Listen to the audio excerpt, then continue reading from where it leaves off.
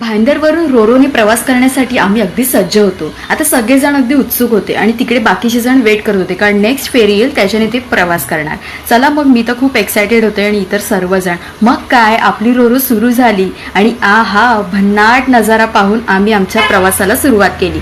आता त्या जेट्टीवरून थोडंफार अंतरावर आपण दूर आलेलो आहोत आणि एवढं सारं पाणी बघून फारच भीती पण वाटते. पण असो, हा व्ह्यू इतका कॅप्चर करण्याजोग होता की मला राहवलंच नाही.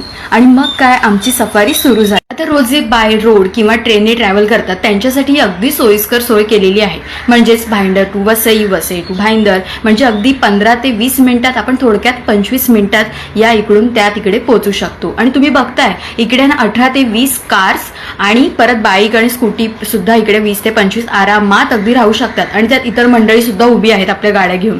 सो हे खूप छान आहे. मग काय, आपण फायनली पोहोचतो वसईला. थंडगार प्रवास करत आम्ही फायनली पोहोचलो वसईला. आता वसईवरून आम्हाला जायचं होतं वसई किल्ला पाहण्यासाठी, कारण मी आज तागात बघितलेला नाहीये.